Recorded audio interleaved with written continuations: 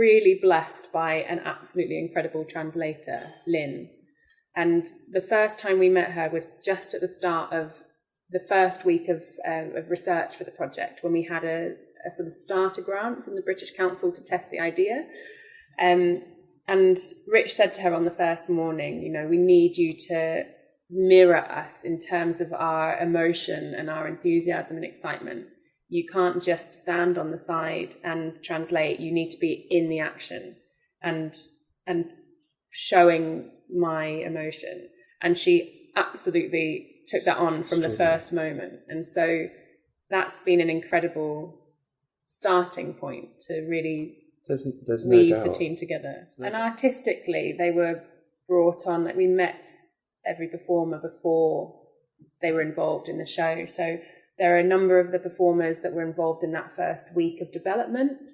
And then when we were casting for the wider cast, we came to Shanghai, had a morning with one group of people and then an afternoon with another group of people, playing theatrical games that will lead them to a Gecko style. And so that way of auditioning was really important.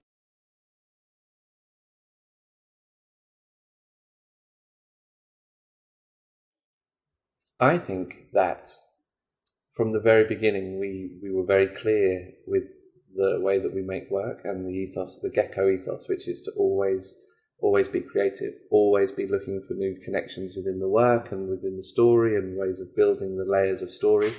And I think that we made that clear from the beginning, but I do really feel that they were surprised by how much we were willing to change and how bold we were willing to be and how brave we were willing to be with it. And I think that surprise took maybe one day to get over, and then they were really excited. So you have a bunch of performers who are working with a show that they kind of understand and they know because we've done it before. And then we're inviting them to open it up and dive even further into it. And that for them is an incredibly liberating experience.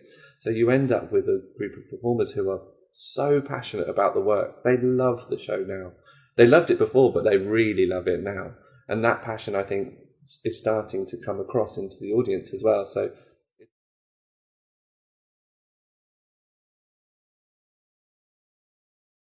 going to say, in addition to the performers' response to that, it's a really big ask of SDAC and the management, because, you know, we've together invested a lot of time and money into making the first show, but there was never a question in their minds from Nick or Alex or Shitang that the show should stay the same and should not evolve and change. They were very, very true to the Gecko process. They really understood that idea of creating something from nothing and always questioning it and always looking at how to change or evolve or improve.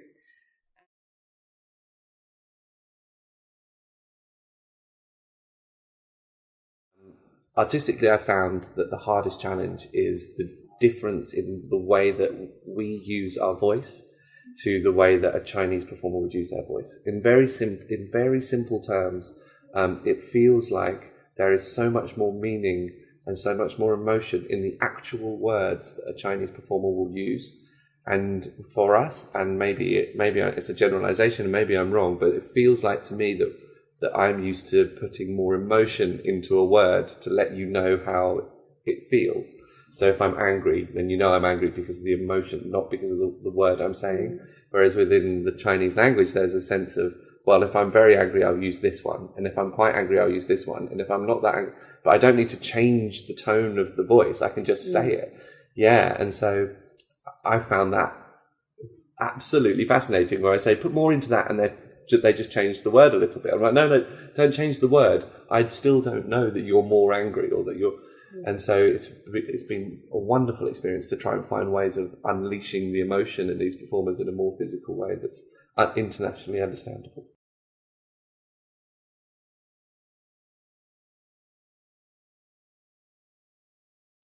The audience is really open. They watch a lot of the fantastic works in China, or the production from outside come to China. So they have a lot of experience to watch the contemporary, for the modern, the theater, But for the artists, we did for them, I think it's not enough. So for the dreamer, for this production, because Gecko have a lot of the fantastic the thoughts, their works is really connect to the audience today. So I think for our audience, they really enjoy that. For last year, we presented in the Shanghai Arts Festival.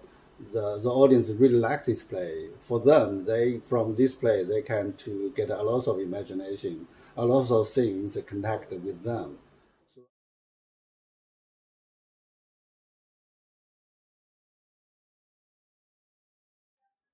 I think plot-wise, I wouldn't consider any difference, and I think that what makes Gecko exciting and what makes us able to tour the world and what makes audiences engage with us everywhere we go is because we take the audience on a ride that allows them to put themselves into the show. And so actually I think what this version does is it offers many images and thoughts and concepts and ideas that allows the audience in. And I think maybe before we had a version that was easier to understand in that sense, and there's a through line that you can follow, but ultimately if you don't know what that through line is, then you're completely out.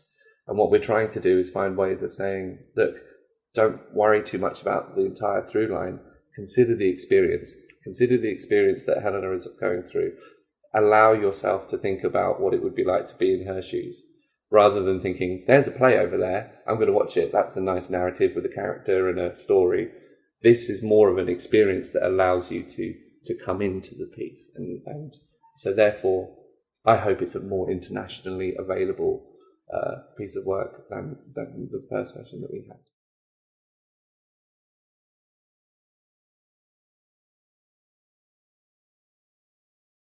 The relationship is absolutely key. I think for working on a co-production, my big tip would be to be true to yourself and to your partner. Wait until the time is right. Do not try and sort of form a project that doesn't actually feel right. Don't try and put a square peg in a round hole. Just keep developing the relationship and wait for the right opportunity rather than pushing in terms of just trying to get it to happen sooner. I would also say one of the things I've learned this time as well is the importance in kind of breaking down the formalities of a relationship like this. And there are two very strong businesses who have their ways of working, and this project really took off quite early on. At the time when we just sort of said, let's just be honest with each other. We don't need to stand on any ceremony here. If you need something, talk to us. If you need more information, we can give it to you. And so from the first day, it feels like that relationship is more productive, actually, and everybody feels safer within it, and then the artists are able to be more creative, and ultimately that will lead to a better experience for the audience.